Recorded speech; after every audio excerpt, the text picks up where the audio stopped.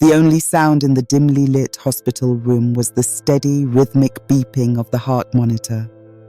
It was a cruel metronome, counting down the seconds Ilara felt slipping away. She just stared at the frail woman in the bed, her mother, Maria.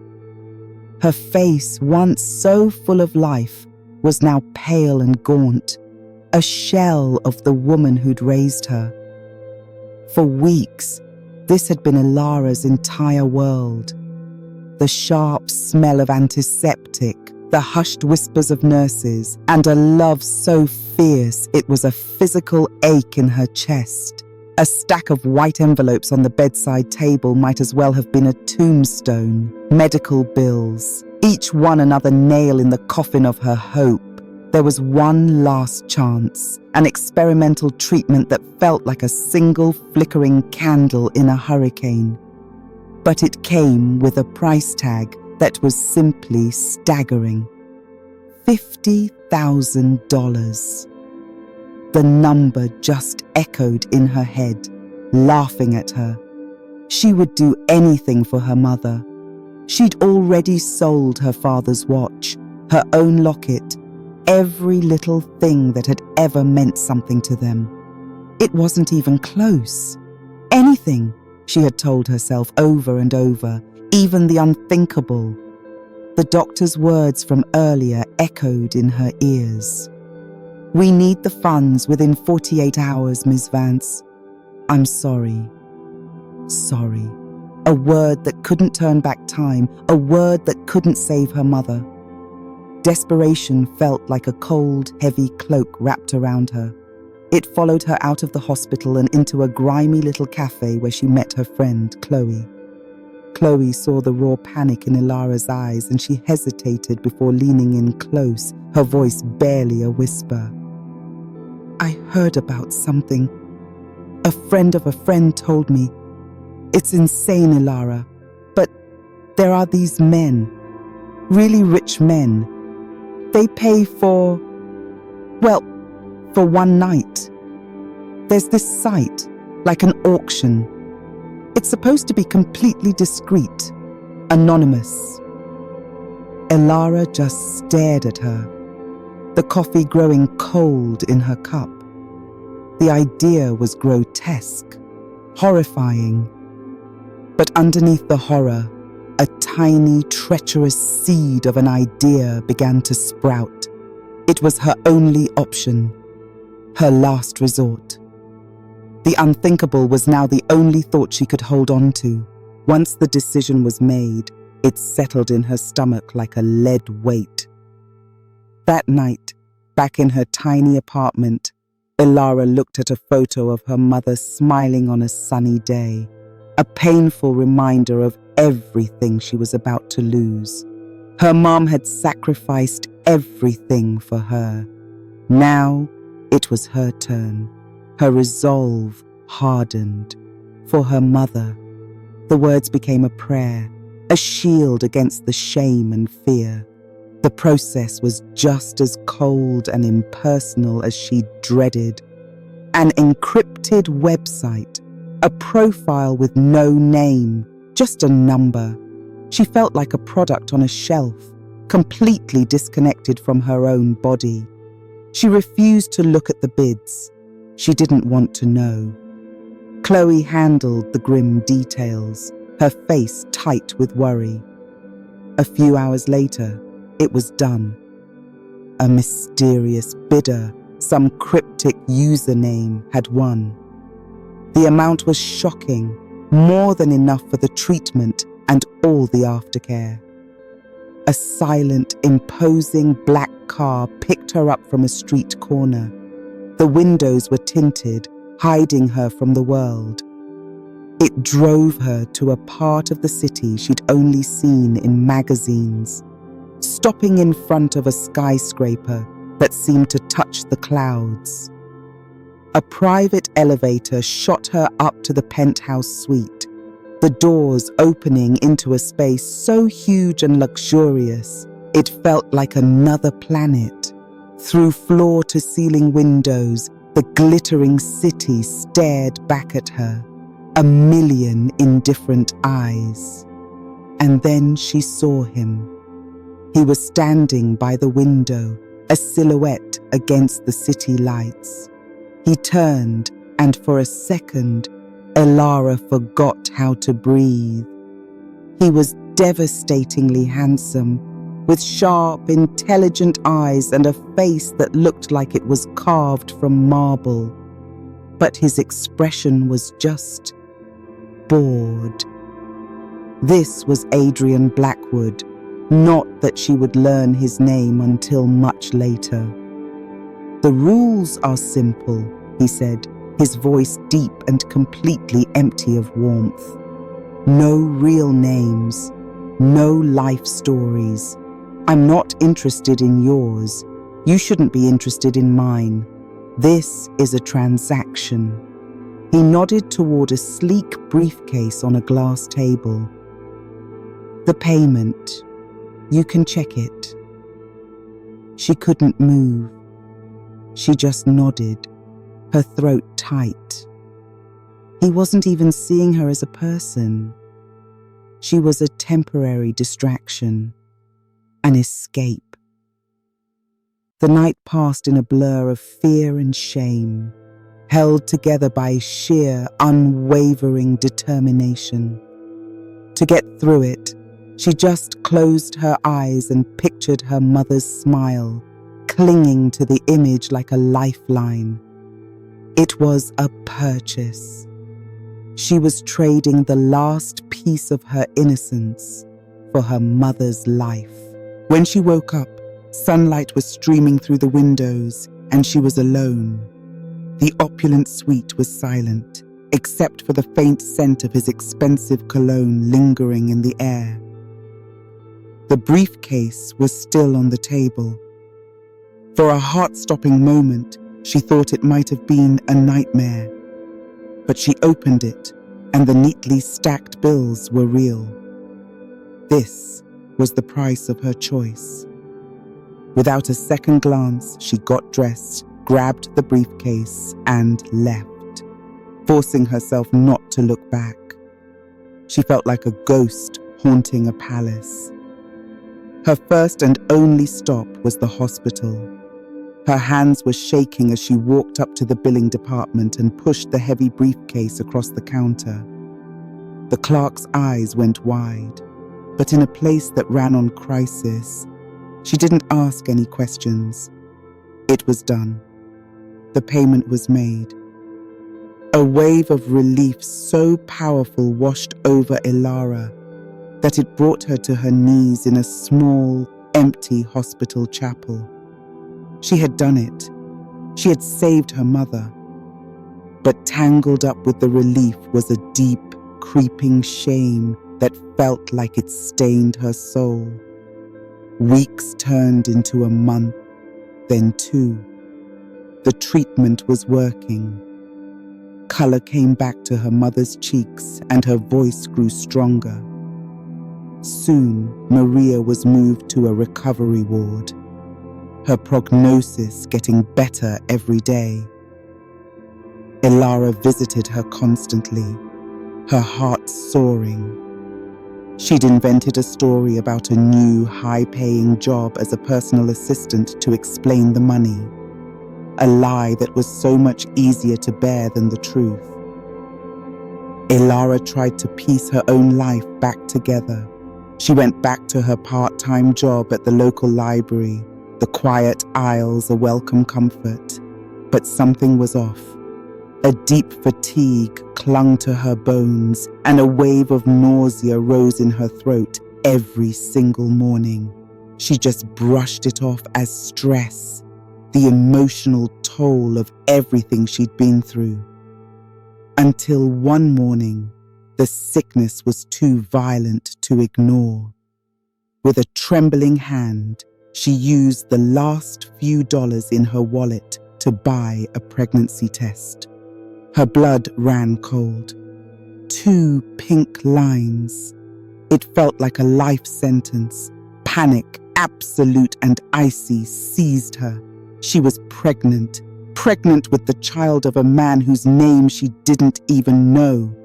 He was a phantom who had paid for a night and vanished. She was completely, terrifyingly alone. Days bled into a week of numb fear. What could she possibly do? One afternoon at the library, she was shelving magazines when a face on the cover of a business journal stopped her cold. It was him. The chiseled jaw, those intense, indifferent eyes. The headline read, "Adrian Blackwood, the Ice King of Blackwood Industries, Adrian Blackwood." The phantom now had a name, a face, and a corporate empire, and he was the father of her child. Fear was replaced by a new kind of determination, a primal need to protect the life growing inside her. This wasn't just about her anymore. This was about her baby. This child deserved to have its existence acknowledged. She couldn't give this baby a good life on a librarian's salary. She had to tell him. Summoning every last ounce of her courage, she spent what little money she had on a simple, professional-looking dress. She knew she couldn't just walk into Blackwood Industries. She did some research and found out about a public charity event happening in the building's lobby. It was her only shot. Walking into the gleaming, monolithic tower felt like stepping into the lion's den. The air itself felt like it was crackling with power and money. Her heart hammered against her ribs as she bypassed the event, somehow managing to talk her way past a junior guard and into an elevator heading for the executive floors. She found his office, a vast corner suite with a view of the entire city. His secretary tried to stop her, but Alara slipped past and pushed open the heavy oak doors. Adrian Blackwood looked up from his desk, his face a mask of cold fury at the intrusion. He didn't recognize her at first. To him, she was just a transaction he'd already forgotten. "Security!" he barked into his intercom. "Please." Elara's voice trembled, but she held her ground. "Just give me 5 minutes." He studied her then, and a flicker of recognition crossed his cold eyes. His expression somehow got even harder. "I remember you. You're breaking our agreement. If this is about money, you're wasting your time. The deal was final." "It's not about money," she said, her voice gaining strength. She reached into her purse, her hand shaking as she pulled out the folded ultrasound picture and the positive pregnancy test. She laid them on his massive, polished desk. "I'm pregnant, and it's yours." The silence in the room was deafening. Adrian just stared at the small, grainy photo. A muscle in his jaw twitched. His mind, always 10 steps ahead, was processing.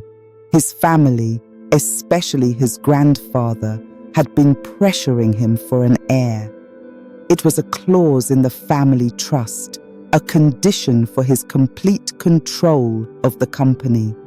He'd been considering a strategic, loveless marriage to solve the problem.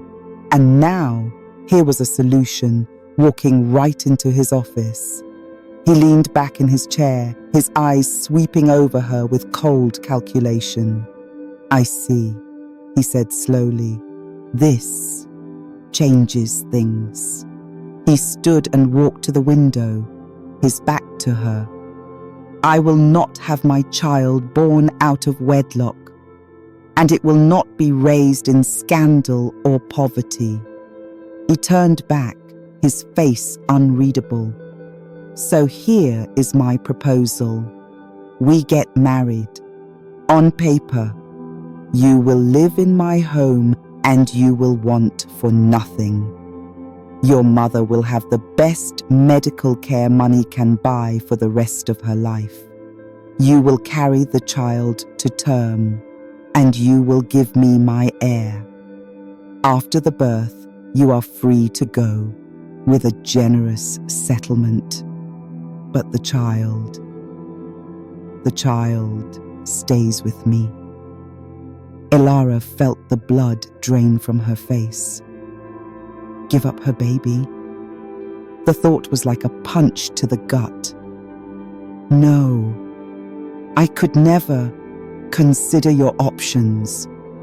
He cut her off, his voice like ice. You can refuse, and I will drag you through a court battle so ugly and expensive it will destroy you. I have an army of lawyers. You have nothing. I will take my child. Or you can accept my offer and ensure that your child has everything and your mother is cared for. This is the only way. Hot, bitter tears welled in her eyes. She was trapped. He was offering her a golden cage, a deal with the devil. She looked down at her still flat stomach, a fierce, protective love already blooming in her heart. She couldn't fight him and win. He would crush her. For her child and for her mother, she had to give in. I'll do it, she whispered, her voice cracking. But I have one condition. I will be a part of my child's life. I will be their mother. Adrian considered this for a long moment, then gave a single, curt nod. Fine. A contract will be drawn up. He wasn't looking at the mother of his child. He was looking at a business partner in the most personal merger of his life. Living in Adrian's mansion was like living in a beautiful, cold museum. Elara felt like just another one of his pristine acquisitions put on a shelf and ignored. The staff were polite but distant.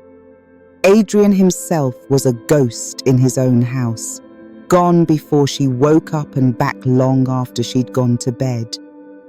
He held up his end of the deal with chilling efficiency.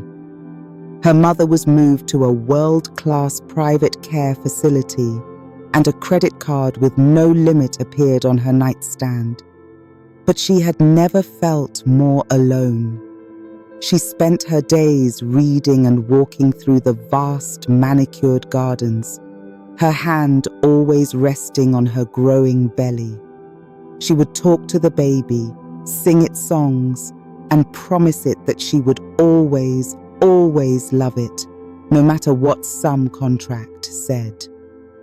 Then, slowly, things started to change. Adrian began coming home earlier. He wouldn't speak to her, but she'd find him in the library where she liked to sit, just reading a paper, his presence a silent, brooding weight in the room. One evening, he found her in the kitchen on her toes, trying to reach a box of tea on a high shelf. Without a word, he reached over her, his arm brushing hers, and got the box down for her. The brief touch sent a jolt through her, a tiny spark of human connection. He started leaving little things for her, a rare book she'd mentioned wanting to read, a soft cashmere blanket draped over her favorite armchair. He would tell the housekeeper it was to ensure the heir's environment was optimal. But she wondered. Once she saw him pause outside her door while she was singing to her bump. He had a strange, unreadable look on his face before he caught himself and walked away. The real turning point, though, came in the form of a woman named Isabella. Elara learned from a gossiping maid that Isabella was the woman Adrian was supposed to marry, a merger of two dynasties. Isabella didn't see Elara as a person. She saw her as a low-class obstacle who had ruined her plans. Isabella managed to get into the house one afternoon and confronted Elara in the garden. "So, you're the little tramp who trapped him," she sneered. "You think having his baby makes you special? You're nothing, a piece of trash he bought. Once he has his heir, he'll throw you away." The words were cruel, and they hit their mark. Elara tried to walk away, but Isabella grabbed her arm. "He will never love you." In the struggle, Isabella shoved her. Elara stumbled and fell hard on the stone path. A sharp pain shot through her side as pure terror washed over her. At that exact moment, Adrian's car pulled up. He saw it all. Something inside him snapped. The cold CEO vanished, replaced by a man filled with a white-hot protective rage. He was at Elara's side in an instant, his hands surprisingly gentle as he helped her up. "Are you hurt? Is the baby okay?" he asked, his voice tight with a concern she had never heard before. Then he turned to Isabella, and his eyes were chips of ice. "Get out," he said, his voice lethally quiet. "If you ever come near her again, I will personally dismantle your father's company piece by piece. Now get out of my house." Isabella just stared, shocked by the raw emotion coming off him. She scurried away, and Adrian turned back to Elara. For the first time, he really looked at her. He didn't see a transaction or a problem to be managed. He saw the vulnerable woman carrying his child, a woman he had almost let get hurt. And in that moment, he realized his carefully built walls had come crashing down. This was no longer just business. It was personal. That incident with Isabella changed everything. The detached businessman was gone, replaced by a fiercely protective partner. He fired several staff members and brought in a new team loyal only to him and to her. He upgraded security. And to Elara's shock, he started coming with her to every single doctor's appointment, listening to the baby's heartbeat with a look of pure awe. The cold gestures were replaced by genuine acts of care. He started to spoil her, but not with money. He started paying attention. He noticed the little things. He saw her admiring a small bookstore one day, and a week later, an entire room in the mansion was being converted into a library filled with all the authors and genres she loved. He noticed she preferred soft, simple clothes, so he had a personal shopper bring her a whole new wardrobe of beautiful, comfortable knits in her favorite colors, not designer gowns. One weekend, he announced they were leaving the city. He flew them by private helicopter to a breathtaking estate in the countryside, nestled by a calm lake. Away from the city, the last of his defenses crumbled. They just talked for hours, walking by the water. She told him about her mom, about her dream of being a teacher. He told her about his own lonely childhood and the crushing pressure of his family name. One evening, she came downstairs to find the huge dining room empty. Instead, he led her to a small breakfast nook where he had tried to cook dinner himself. It was a little burnt, but it was the most wonderful meal she'd ever had. "The contract was a mistake, Elara," he said softly, reaching across the table to take her hand. "It was a cold solution to what I thought was just a logistical problem. I was a fool." He looked at her, his once icy eyes now filled with a warmth that made her heart race. "I'm not staying because of the baby. I'm staying because of you. I think I'm falling in love with you." Tears filled Elara's eyes, but for the first time, they were happy tears.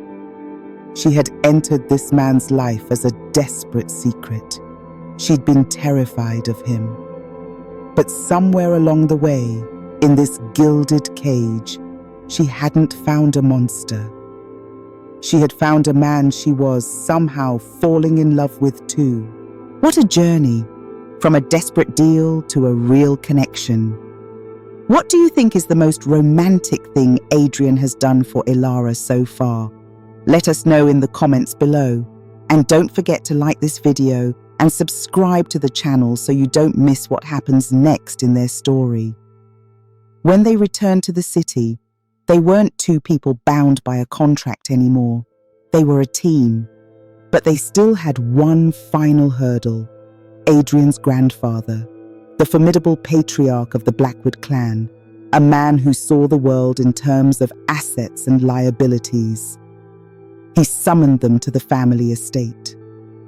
The old man sat in a high-backed chair, his sharp eyes sizing Elara up. He saw her growing belly, a clear asset, but he saw her simple dress and quiet nature as a weakness. He saw an opportunist. After a tense dinner, he dismissed Adrian and asked to speak with Elara alone. "I know what you are," he began, his voice raspy with authority.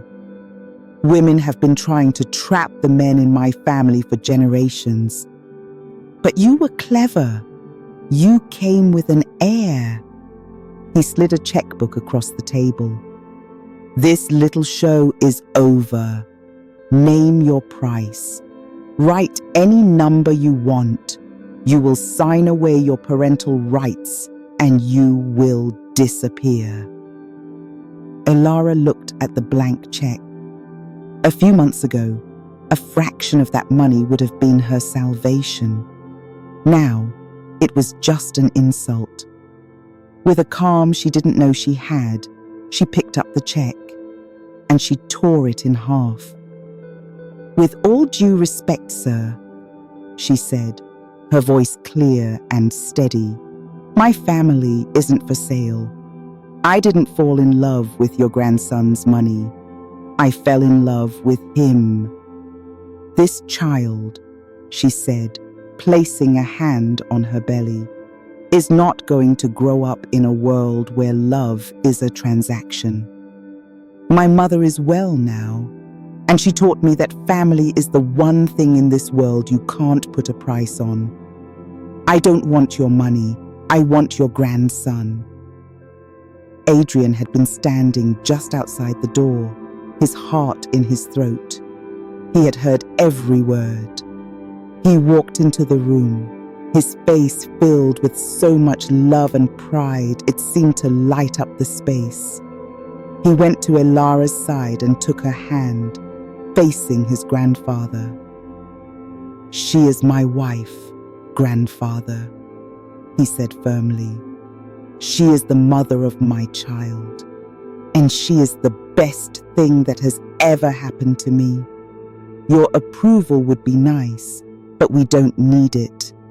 She is my family now. We are my family."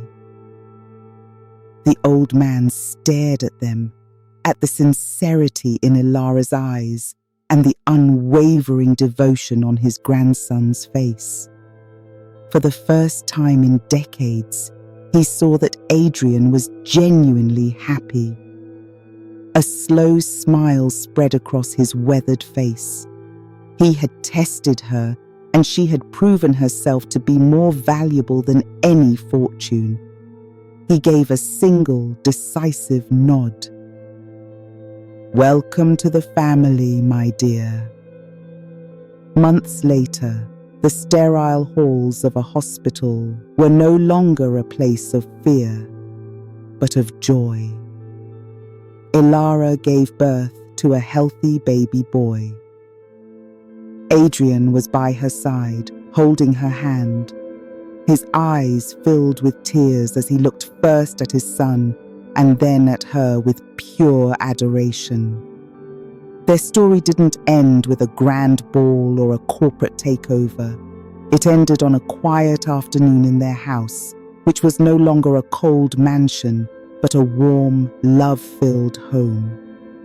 Maria, fully recovered, sat beaming as she rocked her grandson. Adrian came up behind Ilara, wrapping his arms around her as they just stood there, watching their family. It was a journey that began with a heartbreaking choice, a transaction born from desperation. But it had led them to a beautiful, unexpected destiny, proving that sometimes the greatest love stories can grow from the most unlikely of beginnings.